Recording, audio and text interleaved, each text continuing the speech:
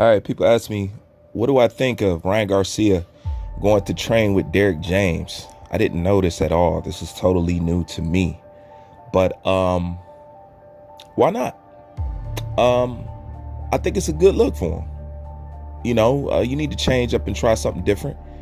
And I think with Derrick James, the Derrick James style, it can be good for some people who need his application.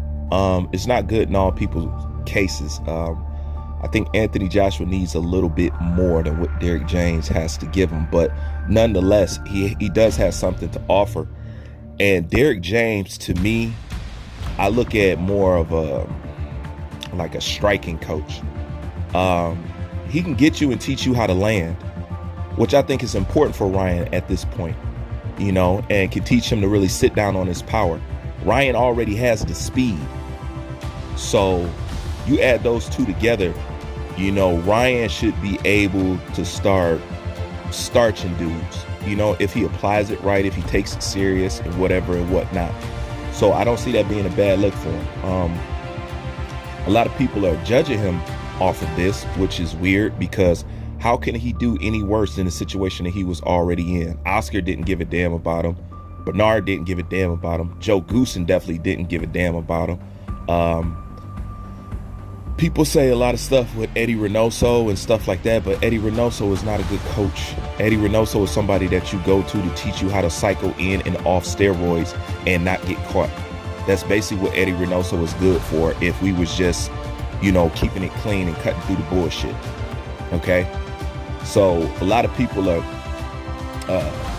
trashing Derrick James for this, and we already know what fan base is actually coming from, which is why I have no doubt that he will receive a lot of hate simply because he doesn't have a Mexican trainer. They're petty like that.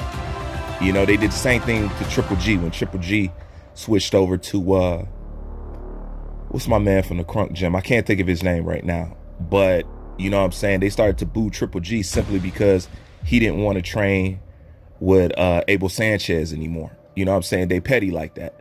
But like I said, I don't see it being any worse than the situation that he was in, and I think he'll fit in good there. And one thing about Ryan that I would say is something I always notice about Ryan. Ryan was saying some shit that I thought a lot of boxers should apply. Meaning, like, I think Ryan is well aware of where he's limited at, and I think he tries to close those gaps himself. I remember him saying one time, I think he was saying to Terrence Crawford, he said, if you having a problem with the social media thing and this and that, I can help you out with that if you can help me out with my boxing shit. And when I seen him said that, I'm like, that's a person that's aware of where he's at and is not too proud to beg and is not too proud to say that I need help or go to where he thinks the kind of help is that he needs. When he said that, I was like, all right. See, I like stuff like that. So to me, Ryan Garcia is pretty honest with himself. I think he just has an ambition that's probably bigger than his skill set, which is why I praised him for just doing something that most people wouldn't want to do, even though he probably don't have as much skill as the rest of them. His heart and his ambition is bigger than theirs. And in boxing, that is something that I love to see. I don't care if you a garbage ass fighter. Well, I do to a certain degree, but I don't care if you're not the most skilled. If you going out there trying to put on the best, trying to fight the best, that's what boxing is about.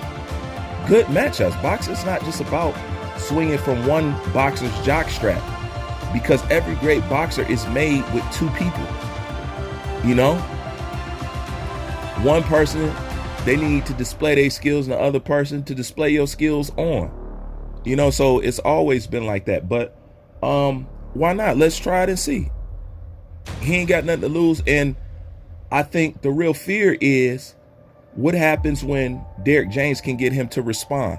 And this is the thing that I'm going to end it on. This is something people don't understand with coaching. A lot of people say, oh, Ryan's undisciplined. Ryan's this. He may be.